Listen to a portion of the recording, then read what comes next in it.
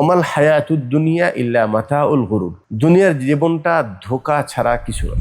দুনিয়ার ক্ষেত্রে এত বেশি মায়া, দুনিয়ার প্রতি এত মুগ্ধ, দুনিয়া নিয়ে এত চিন্তার মধ্যে আমরা পড়ে গেছি যে আখিরাতকে নিয়ে ভাবার আমাদের সময় নেই। যৌবন কাল থেকে নিয়ে বুড়ো হয়ে যাচ্ছি, তারপরে দুনিয়া সাজানো শেষ হচ্ছে না আমাদের। আখিরাতকে নিয়ে ভাবার আমাদের কোনো চিন্তাই নেই এখন মাথায়। দুনিয়ার মধ্যে একবার ডুবে যায় মানুষ, যখন গুনার মধ্যে ডুবে যায় তখন ওই ব্যক্তি গুনার মধ্যে আরো বেশি স্বাদ পায়। আসসালামু আলাইকুম ওয়া রাহমাতুল্লাহি ওয়া বারাকাতুহু।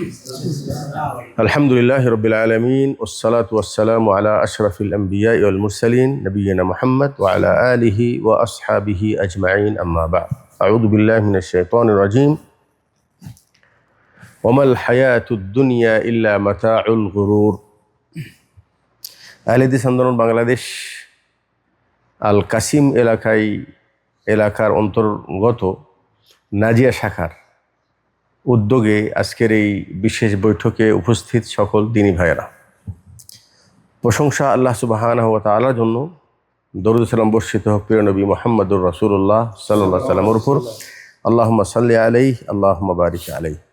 এখন যদি আমরা আমাদের মুসলিমদের অবস্থার দিকে তাকিয়ে দেখি, তো আমরা আমাদের দুনিয়ার ক্ষেত্রে এত বেশি মায়া, দুনিয়ার প্রতি এত মুগ্ধ এবং দুনিয়া নিয়ে এত চিন্তার মধ্যে আমরা পড়ে গেছি যে আখিরাতকে নিয়ে ভাবার আমাদের সময় নেই।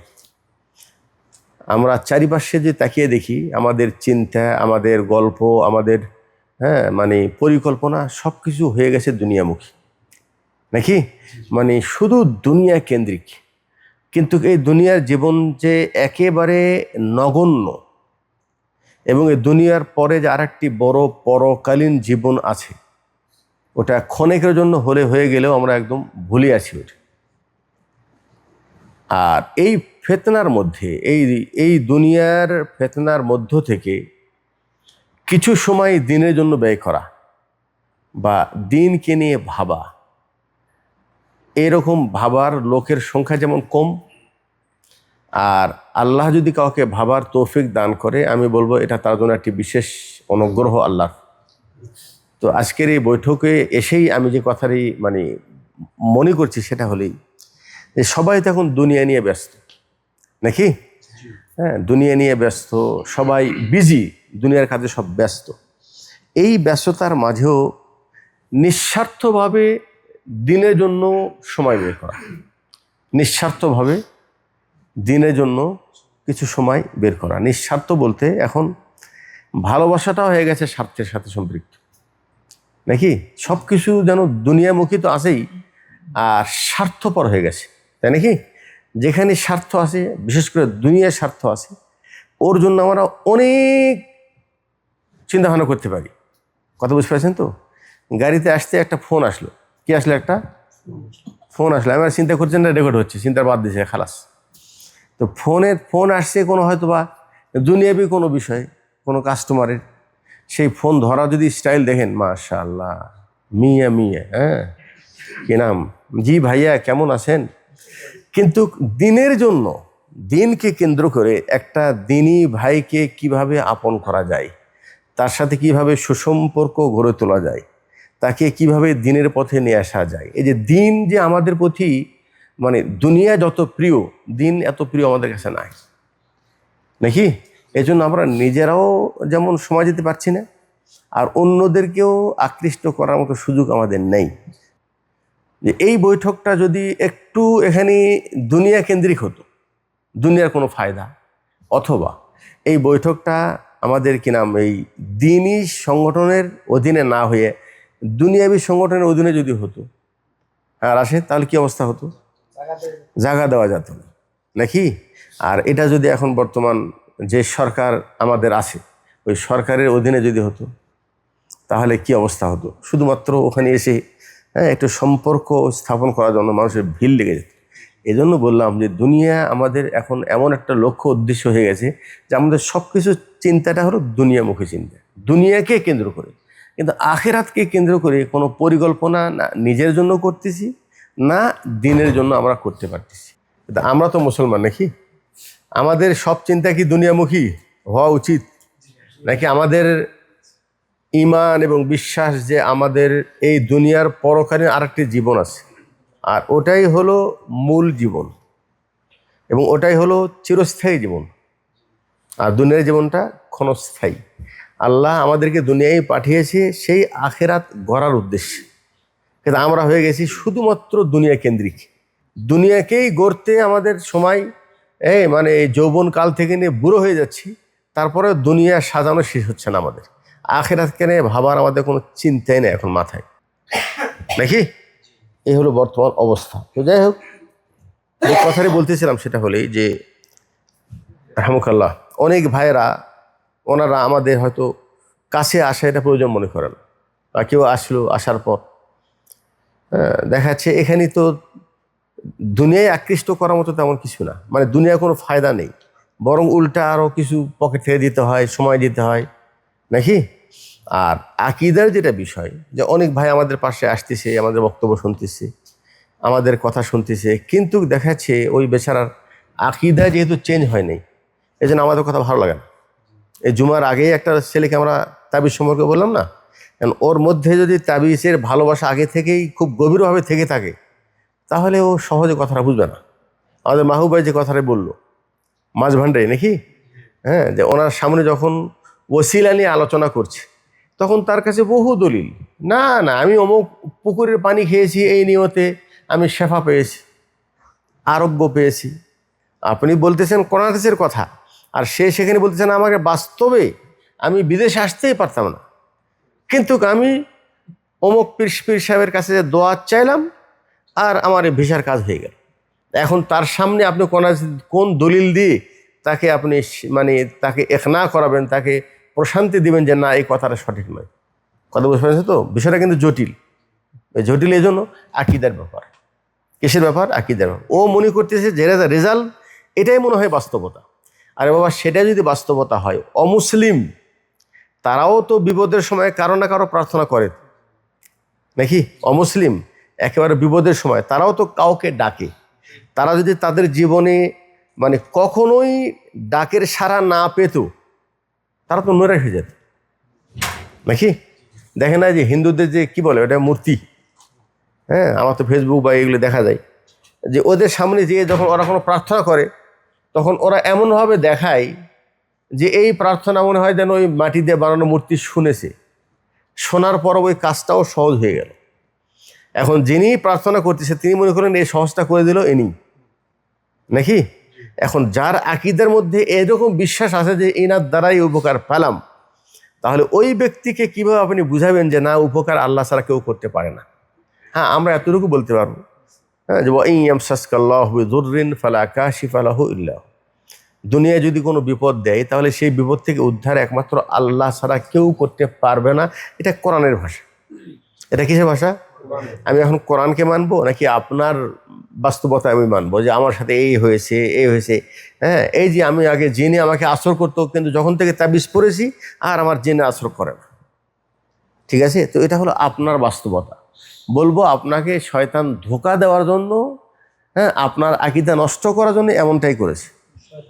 আপনার বিশ্বাস যখন আল্লাহ ছাড়া গায়রুল্লাহর দিকে পরিপূর্ণ বিশ্বাস তার দিকে ঝুঁকে যাবে, তখন আল্লাহ আপনাকে পথভ্রষ্ট করার জন্য ওই পথটা আরো সহজ করে দেয়।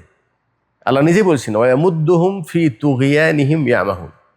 যখন কোনো ব্যক্তি গুনার দিকে ধাপিত হয়, তো প্রথম তো গুনাহ করতে একটু তাকে হয়তো সংকোচ বোধ হয়, কিন্তু ওই গুনাহ যখন একবার করে, দুইবার করে, আস্তে আস্তে ওই গুনার গভীরতায় এমনভাবে চলে যায় সে বুঝতে পারে না যে আমি মানে এর পরিণামটা কি। তো ওই যে আস্তে আস্তে তার ভিতরে যে ওই গুনাহ সম্পর্কে অন্তরে স্বাদ আসতেছে, বা আস্তে আস্তে সেই গভীরের মধ্যে চলে যাচ্ছে, এটা কেন যাচ্ছে? এই জন্য যাচ্ছে যে সে যেহেতু খারাপ পথের দিকে নিজেকে ধাবিত করতেছে, তো এই খারাপ কাজের পাকড়াও কে করবেন? আল্লাহ সুবহানাহু ওয়া তাআলা। তো যখন আপনি আল্লাহ থেকে বিমুখ হয়ে গায়রুল্লাহর দিকে চলে যাবেন, আল্লাহ ওই পথটাকে আরো সহজ করে দেয়। যা, তুই আরো ভিতরে যা, আরো ভিতরে যা। আমরা উদাহরণ দিয়ে বলি না, যে যখন বড়শি দিয়ে, ছিপ দিয়ে যখন মাছ ধরে, যিনি মাছ ধরেন তিনি কি করেন? ওর মাথায় একটা ছোট আর একটা খাদ্য জিনিস সেখানে লাগিয়ে রেখে ওই রশিটা ঢিল দেয়, সুতাটা ঢিল দেয়, তাকে বুঝাই যে এই বড়শিতে যেটা লাগানো আছে এটা তোমার খাওয়ার জন্যই দিলাম, তুমি খাও। কিন্তু যখন ও মনে করে একটা ঠোকর দেয়, হ্যাঁ, দেওয়ার পর দেখে হ্যাঁ আসলে তো খাওয়ার জন্য, ওটাকে আবার একটু ঠোকর দেয়। যখন মনে করে হ্যাঁ আমি পুরোটাই খাবো, যখন পুরোটা খায় তখন ওটাকে টান দেয়। এটা হলো ওয়ায়ামুদ্দুহুম ফি তুগয়ানিহিম ইয়ামাহুন। মানুষ যখন দুনিয়ার মধ্যে একবার ডুবে যায়, মানুষ যখন গুনার মধ্যে ডুবে যায়, তখন ওই ব্যক্তি গুনার মধ্যে আরও বেশি স্বাদ পায়, আরও বেশি গভীরে ঢোকে। তো তার মানে কি গুনার মধ্যে কোনো তাসির আছে? গুনায় তাকে প্রশান্তি দিচ্ছে? গুনায় কি প্রশান্তি দিচ্ছে? না। গুনাহ যখন করে তখন তার কাছে আলাদা স্বাদ লাগে। মনে রাখবেন, গুনার শেষে ওই স্বাদ শেষ, নেকির পরে স্বাদ বৃদ্ধি পায়, আর গুনার পরে গুনাহ শেষ, স্বাদ শেষ। তখন আপনার ভিতরে যে লাওয়ামা অন্তর যেটা আছে, এটা আপনাকে ভর্ৎসনা করে, আপনাকে মানে আপনার ভিতরে একটা চিন্তা দেয়, আহারে কাজটা ভালো হলো না। এই জন্য আল্লাহ রাসূলকে জিজ্ঞেস করা হয়েছে যে গুনাহ কি? বলছেন গুনাহ হলেই মাহাকা ফি সাদরিক ওয়া কারিহতা আন ইয়াত্তালিয়া আলাইহিন নাস। যেই কর্ম করার সময় তোমার ভিতরে মানে অপছন্দতা কাজ করে, তোমার মনই বলে আমি কাজটা ভালো করলাম না। ওয়া কারিহতা আন ইয়াত্তালিয়া আলাইহিন নাস। আর গুনাহ যখন করে মানুষ গোপনই করে। এটা একটা গুনার কিন্তু একটা গুরুত্বপূর্ণ বিষয়। এটা রসুলের ভাষায় বা আগের যুগে মানুষ গুনাহ গোপনেই করত। এখন এই গুনাহটা আমাদের সামনে এমন আম হয়ে গেছে, গুনাহকে আমরা গুনাহই মনে করতেছি না। যখনই কোনো ব্যক্তি গুনাহটাকে মানে এটা করতে করতে গুনাহ থেকে ফিরে না আসে, গুনাহ করার নিয়ম যেটা সেটা হলে এই যে মুসলিমদের যেটা অবস্থা হবে, গুনাহ করতেই পারে, গুনাহ তাদের দ্বারা সাব্যস্ত হতে পারে, কিন্তু যেটা উচিত সেটা হলেই ওয়াল্লাযীনা ইযা ফাআলু ফাহিশাতান আও যালামু আনফুসাহুম যাকারুল্লাহ। যখনই কোনো অন্যায় কাজ হবে, কোনো গুনাহ হয়ে যাবে, তখনই মুমিনদের চিন্তা আসা উচিত, ও এই কাজটা আমি ভুল করলাম। তাহলে এই ভুল থেকে শুধরানা কিভাবে শুধরাবে? আল্লাহকে স্মরণ করতে হবে, আস্তাগফিরুল্লাহ বলবে, নাকি আল্লাহর দিকে ফিরে আসবে। এটা যদি হয় তাহলে গুনাহ হবে, গুনাহ পরিষ্কার হবে, গুনাহ হবে, গুনাহ পরিষ্কার হবে বা গুনাহ থেকে মুক্ত পাবে, এটা হলো নিয়ম। কিন্তু যখনই গুনাহ হয়, গুনাহ করার পর আল্লাহকে স্মরণ আসে না, একটা পর একটা গুনাহ হতেই থাকে, আস্তে আস্তে অন্তর কালো হয়ে যায়, তখন সে আস্তে আস্তে গুনার মধ্যে ঢুকে পড়ে। তো আমরা এখন বর্তমান যেহেতু ইস্তেগফার করি না, আল্লাহকে স্মরণ করি না, আল্লাহর দিকে ফিরে আসি না, এখন গুনার মধ্যে আমরা ডুবতেই আসি, ডুবতেই আসি, ডুবতেই আসি, ডুবতে ডুবতে যতই ডুবেন, কিন্তু পরিশেষে এই গুনাহ কিন্তু আপনার অন্তরে আপনাকে বলবে না আমি কোনো তৃপ্তি পেলাম না, নাকি? কিন্তু এর বিপরীত যদি কেউ ভালো কর্ম করে, তাহলে ভালো কর্মের প্রশান্তি সে অন্তরে কিন্তু অনুভব করে। আল্লাহ রাসূল বলছেন না, যে ব্যক্তি সকালে শয়তান তার গলায় তার ঘাড়ে 3টা গিরা দেয়, আলাইকা লাইলুন তাওয়িল ফারকুদ, রাত লম্বা আছে শুয়ে থাকো। কয়টা গিরা দেয়? 3টা। ওই ব্যক্তি ঘুম থেকে উঠে যদি বলে আলহামদুলিল্লাহ হিল্লাযী আহইয়ানা বাদামা আমাতানা ওয়া ইলাইহিন নুশুর, এত লম্বা দোয়া না পারলেও যদি সে আল্লাহকে স্মরণ করে যে আলহামদুলিল্লাহ আমি ঘুম থেকে আর জাগ্রত হয়েছি, আল্লাহ আমাকে জাগ্রত করেছে, ইনহাল্লাত উকদা, একটা গিরে অটোমেটিক খুলে যায়। এরপর যদি সে ওযু করে, আর একটা গিরে খুলে যায়। এরপরে ফজরের সালাত পরে, আর একটা গিরে খুলে গেল। যিনি ঘুম থেকে উঠলেন, আলহামদুলিল্লাহ বললেন না, ওযু করলেন না, সালাত পড়লেন না, অথবা সালাত করলেন কখন? যখন সূর্য উঠে গেছে, সময় পার হয়ে গেছে। বলছেন আগের ব্যক্তি সে যখন এই কর্মটি করে সকাল করবে, তখন তার অন্তরটা প্রশান্তিময় অন্তর হবে। এটা হলো নেকির ফায়দা। দেখবেন তার শরীরেও চাঙ্গা হবে, শরীরেও সুস্থতা পাবে, অন্তরের ভিতরে আলাদা একটা প্রফুল্লতা আসবে, মনে একটা প্রশান্তি পাবে যদি ফজর সালাত আপনি জামাতের সাথে পড়েন। আর যদি ঘুমিয়ে পড়েন, আচ্ছা ওই সময় ঘুমানোর মধ্যে কি আরাম না? আরাম না? আরাম। কিন্তু ওই আরাম করতে করতে ঘুম পাড়তে পারে যদি 8টা 9টায় 10টায় উঠলেন জুমার দিনে, তারপরে কেউ হয়তো ফজর পড়লো, অথবা কেউ জুমাইজে পড়লো, কেউ ফজরই পড়ে না কিন্তু জুমাইজে পড়লো। যতই ঘুম পারেন, ঘুম থেকে ওঠার পর আপনার মনে কিন্তু প্রশান্তি আসবে না। হাদিস বলছে খাবিসুন নফস, যে ওঠার পর আল্লাহকে স্মরণ করলো না, ওযু করলো না, ফজর সালাত পড়লো না, তার অন্তরটা কুলসিত অন্তর সে সকাল করলো। তার মানে কি, নেকি মানুষের অন্তরে প্রশান্তি দেয়, আর গুনাহ মানুষের অন্তরকে প্রশান্তি দেয় না, বরং সেটাকে আরো দুশ্চিন্তায় লিপ্ত করে দেয়। বুঝতে পারছেন তো? তাহলে যিনি ওই অমুসলিমদের গির্জায় যাচ্ছে, অথবা গায়রুল্লাহর কাছে যা কিছু চাচ্ছে, তার মানে সে খারাপ পথে, যখন আল্লাহ থেকে মুখ ফিরিয়ে নিয়ে গায়রুল্লাহর প্রতি যখন তার ভরসা হচ্ছে যে না আল্লাহর কাছে ক্ষমা নাও পেতে পারি। আল্লাহর কাছে সন্তান চাইলে আল্লাহ অনেক দিন চেয়েছি আর পাইনি, হ্যাঁ, তখন সে মনে করছে না অমুক বাবার কাছে চাইলে মনে হয় যে পাবো। তো ওই বেচারা হয়তো যে মান্যত করে আল্লাহ তাআলা তখন তাকে দেয়, সন্তান দেয়। তখন সে মনে করে আরে বাবা, সন্তানটা কে দিল? এই বাবাই সন্তান দিল। তো আগে তো শিরিক করে নাই, শিরিকের প্রতি কেবল ধাপিত হচ্ছিল, কিন্তু যখন ওই রাস্তায় হেঁটেছে আল্লাহ তাকে শিরিক করার জন্য আরো সহজ করে দিয়েছে। এখন সন্তান পাওয়ার পর বলছে অমুক বাবার কারণে সন্তান পেলাম। এখন এই কথাটি তার শিরকি কথা না? কথা বোঝেন না? শিরকি কথা না?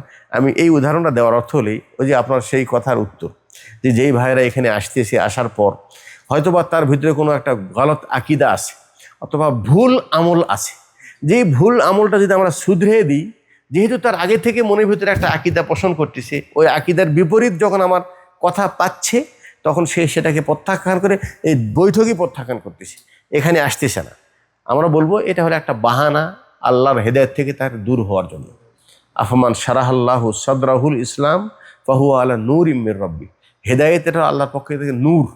আল্লাহ যার অন্তরে নূর এটা প্রবেশ করাবে, এটা আল্লাহর পক্ষ থেকে বিশেষ অনুগ্রহ, তার অন্তরকে আল্লাহ পাক প্রশস্ত করে দিবে।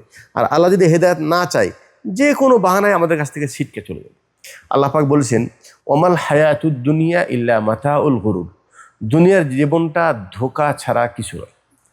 আমরা এখন সবাই ওই ধোঁকার মধ্যেই নিমজ্জিত হয়ে আছি।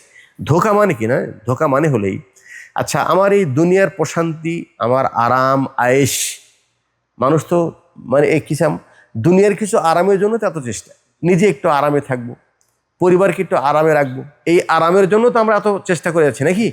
আসলে দুনিয়ার আরাম কি এটাই হলো মূল আমাদের লক্ষ্য? এই আরাম কি মূল আরাম? এটা না। এই আরাম আখেরাতের তুলনায় একদম জিরো। আর দুনিয়ার কষ্টের জীবনটা আখেরাতের কষ্টের তুলনায় যদি জিরো বলি তা ভুলে না, একেবারে জিরো, কিচ্ছু নয়। কিন্তু আমরা এই জিরোটাকেই হিরো বানিয়ে দিছি। এটাই হবে আমাদের মূল লক্ষ্য। এই জন্য আমাদের সকাল থেকে নিয়ে সন্ধ্যা পর্যন্ত যত চিন্তা, যত চেষ্টা, সব হলো এই দুনিয়ার আরাম আয়েশকে পাওয়ার জন্য। যদিও এটাও আমার হাতে নেই। এটা যদি আমার হাতে থাকতো তাহলে সবাই আমরা দুনিয়ার আরামের মধ্যে পড়ে যেতাম, কিন্তু সবাই কিন্তু পাচ্ছি না। পাচ্ছি না। কিন্তু এই আরামের চাবি কার কাছে আছে বলেন? বিয়াদিহিল খাইর। সমস্ত কল্যাণ আল্লাহর হাতে আছে, কিন্তু যেখানে কল্যাণ আছে আমরা সেখানেই চাই না, ওই পথে হাঁটি না। আর যেই পথে আমরা দুনিয়ার কল্যাণ চাচ্ছি সেই পথেও কল্যাণ নেই। এজন্য আল্লাহ বলছে তুমি ভুল পথে হাঁটতিস। অমাল হায়াতুদ দুনিয়া ইল্লা মাতাউল গুরুর। দুনিয়ার জীবন মনে করছো এই শান্তিটাই আমার মূল শান্তি, তুমি ধোকায় আসো। তুমি কি আসো? ধোকায় আসো। আল্লাহ তাআলা আর একটি কথা বলছেন, ওয়ালা তামুদ্দান্না আইনাইকা ইলা মা মাত্তা'না বিহি আজওয়াজাম মিনহুম জাহারাতাল হায়াতিদ দুনিয়া। তোমার মানে ভিতরে দুর্বলতা কখন আসে? যে আমার অমুক ভাই তো আমার সাথে অনেক সুখে আছে, তার কাছে দুনিয়ার অনেক নিয়ামত আছে, সে তো অনেক আরাম আয়েশে আছে। আল্লাহ বলছেন তুমি ওর দিকে তাকাও না। ওর দিকে কি করো না? কেন তাকায়ও না? জাহারাতাল হায়াতিদ দুনিয়া, এটা দুনিয়ার জীবনের একটা সৌন্দর্য যেটা আমি তাকে দিয়েছি। কেন দিয়েছি? লিনাফতিনাহুম ফি, আমি তাকে এটা দিয়ে পরীক্ষা করতেছি। আর ওকে আল্লাহ দিয়ে পরীক্ষা করতেছে, আর আমি আকাঙ্ক্ষা করতেছি আমি কেন ওরকম হই না, আমি কেন কি ওরকম হই না। এই জন্য মনে রাখবেন, শোনেন, দুনিয়া আল্লাহ যাকে পছন্দ করে তাকেও দেয়, যাকে পছন্দ করে না তাকেও দেয়। এই দুনিয়া যদি আমি সৎ পথে অবলম্বন করতে পারি, আল্লাহ যদি আমাকে দুনিয়ার শান্তি দেয়, এটাকে সঠিকভাবে পরিচালনা করতে পারি, সঠিক জায়গায় ব্যয় করতে পারি, তাহলে আলহামদুলিল্লাহ এটা ফেতনা হলেও আমার জন্য কল্যাণ। কিন্তু সাধারণত এটা হয় না। এই জন্য আল্লাহ বলছেন কি নাম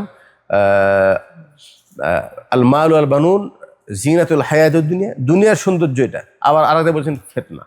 কি বলছেন? ফিতনা।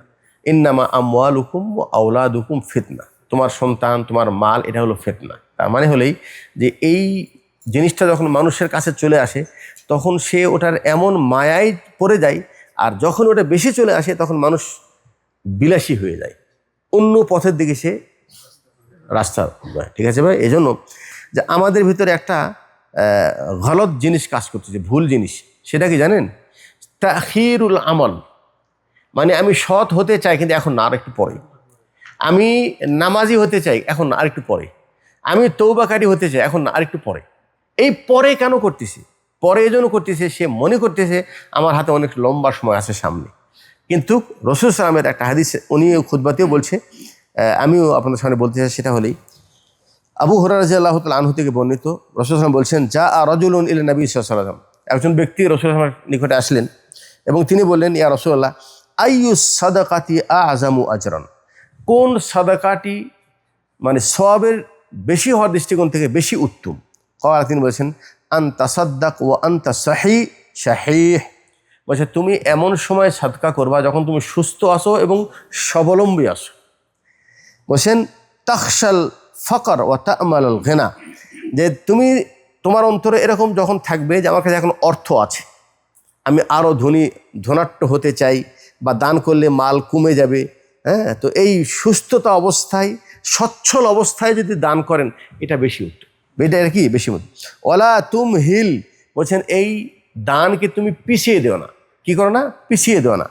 বলছেন হাত্তা ইদা বালাগাতিল হুলকুম কুলতা লি ফুলানিন কাদা ওয়া লি ফুলানিন কাদা ওয়া কাদ কানা লি ফুলানিন, বলছেন তুমি এই পিছাতে যে যখন মৃত্যু তোমার একেবারে হুলকুমে চলে আসবে, তখন তুমি যদি বলো যদি আমি এটা করতে পারতাম, যদি আমি এটা করতে পারতাম, একটু সুযোগ পেলে এটা করতাম, তখন কিন্তু করে লাভও হবে না, করার সুযোগও পাওয়া যাবে না।